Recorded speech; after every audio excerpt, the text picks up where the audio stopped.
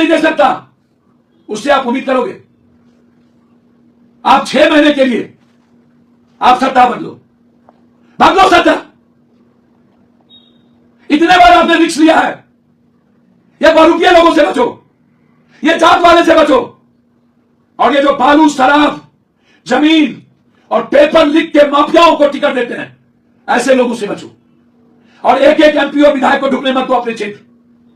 पूरा मां बहन को सड़कों पर उतारो, एक बड़ी क्रांति की तैयारी करो। धरना से कुछ नहीं होगा, पेपर लीक आउट होता रहेगा। कोचिंग माफिया अपना पूरा का पूरा बीपीएससी को और सेंटर को मिलाकर अपना पैसा कमाता रहेगा। पैसे वाले नौकरी पाते रहेंगे और मिडिल क्लास गरीब का बच्चा किसी भी जाति का वो आत्महत्या करता रहेगा। फिर मैं कहूंगा, ज्ञान मत दीजिए, मुझे राजनीति नहीं आती, गाली मत दीजिए, सलाह दीजिए। यूट्यूबर के बड़े बड़े क्रांतिकारी से कहूंगा, आप बड़े लोग हैं, हमें एमपी में हरा दीजिए, हमें राजनीति से भगा दीजिए। हम गलत हैं तो हमें अपने बड़ी लकीर हिचकी हटा दीजिए। आप गाली गलौज मत कीजिए। मैं एक एक जाति के बच्चों से कहूंगा कि जाति के आधार पर नफरत मत कीजिए। पटना का बाढ़ और कोरोना और हर घटना को और सदन में पप्पू यादव की आवाज को सुनिए। मैं आपकी बात करता हूं कि जात की, हिंदू मुसलमान की। सदन को देखिए, सदन को अखाड़ा बना दिया, अखाड़ा। दिल से कहता हूं, इतनी गंदी राजनीति मैं 7 बार संसदीय जीवन में नहीं देखा। सत्ता पक्ष इस तरह, सदन में राहुल गांधी अकेले थे, मैं लेके आया, मैं बुलाया, हालचाल पूछने गए। कुछ एमपी ने जिस तरीके से गाली दी, जिस राहुल गांधी ने अपने पिता के हत्यारे को माफ कर दिया हो, जिस राहुल गांधी के शब्द से कभी तुम भी ना निकला हो, जो कितनी कुर्बानी और शहादत देखी हो, जिस पार्टी ने नाथूराम गोडसे के अलावे कभी गांधी का सम्मान न किया, कभी आरक्षण का, युवाओं का सम्मान न किया, जिस पार्टी के नेताओं को बच्चों की रोजगार और रेलवे और बैंकिंग की वैकेंसी निकालने की ताकत ना हो, नौकरी 2 करोड़ और 2 लाख भी देने की ताकत ना हो। नोटबंदी के बाद एक बार चर्चा नहीं, ब्लैक मनी पे चर्चा नहीं, पुलवामा पे चर्चा नहीं, 15 लाख पे चर्चा नहीं, पेपर लीक पे चर्चा नहीं, एमएसपी पे चर्चा नहीं, जाली नोट पे चर्चा नहीं, जीएसटी पे चर्चा नहीं, मजदूर पे चर्चा नहीं, युवाओं पे चर्चा नहीं। बस 24 घंटा अंग्रेज की तरह फूट डालो, शासन करो। 24 घंटा हरियाणा जाओ तो जाट को गरियाओ, पंजाब जाओ तो सिख को गरियाओ, महाराष्ट्र जाओ तो मराठी को गरियाओ, मणिपुर जाओ तो 2 समुदाय के बच्चियों का सामूहिक बलात्कार, मर्डर पे मर्डर 1.5 सालों से। बिहार यूपी आओ तो जादव को गरियाओ, कहीं जाओ तो आदिवासी को गरियाओ। इनकी फितरत नफरत पैदा करनी, हमेशा झूठ, हमेशा मुद्दों को भटकाना, हमेशा अंबेडकर के संविधान को दरकिनार करना। आपकी बात कौन करता है? सदन में कभी बीजेपी वाले अब या किसी के मुंह से आपने सुना क्वेश्चन पेपर लीक आउट? हम गाली सुनते और ज्ञान भी आप ही की सुने। आशुतोष जी, मुझे राजनीति नहीं करने आती, राजनीति करने आती तो हम आज यहां नहीं होते। मैं जानता हूं विधानसभा का चुनाव समय के पहले होगा। मैं यह भी जानता हूं कि बीजेपी ने सिंधु और अजीत पवार तैयार कर लिए, तैयार कर लिए, जो पहले डिप्टी सीएम थे। हो गया है, नीतीश कुमार जी को मारने की तैयारी पूरी। चुनाव पहले होंगे, आपके मुद्दे गौन हो जाएंगे।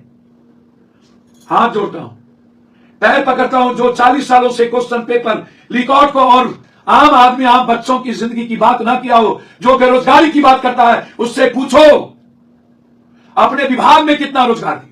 उनसे पूछो पेपर लीक आउट कब से हो रहा है, कौन था नालंदा का वो जनक,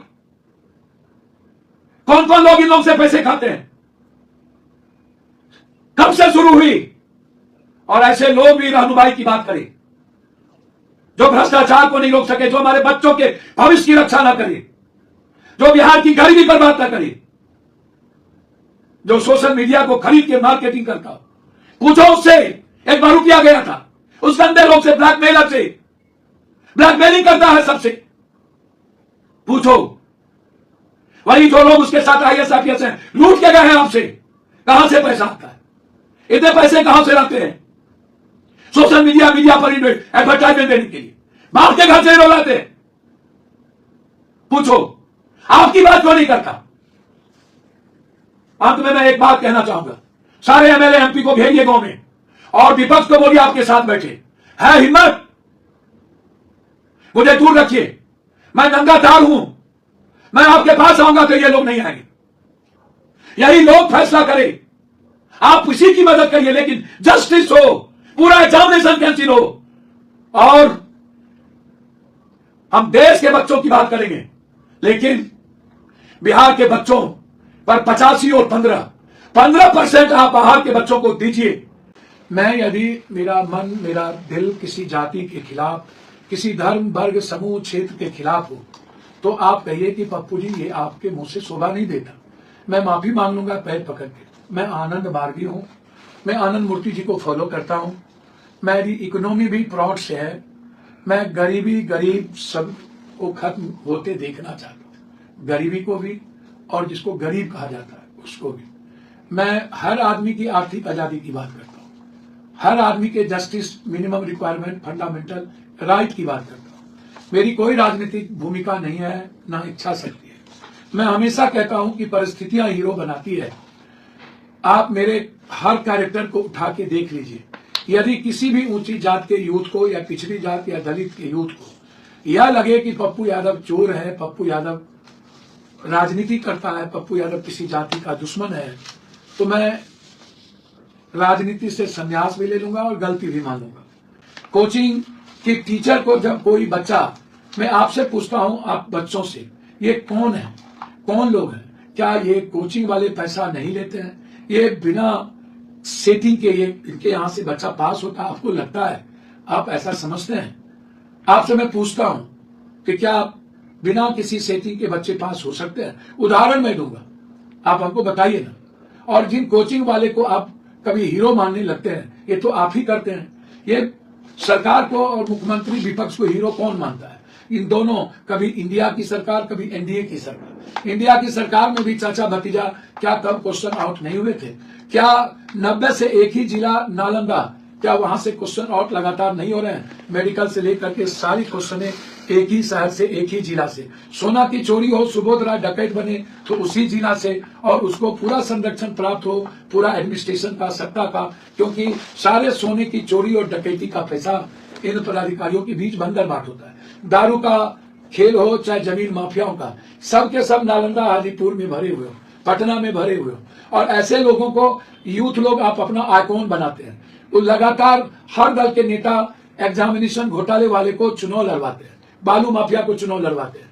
फिर आप ऐसे नेताओं का ही समर्थन मांगते हैं, और एक बार यदि कोई नेता आपसे बात कर लिया, सत्ता में रहता है, तो आपकी बात कोई सुनता नहीं है, ना कोई क्वेश्चन, ना कोई एग्जामिनेशन कैंसिल करता है।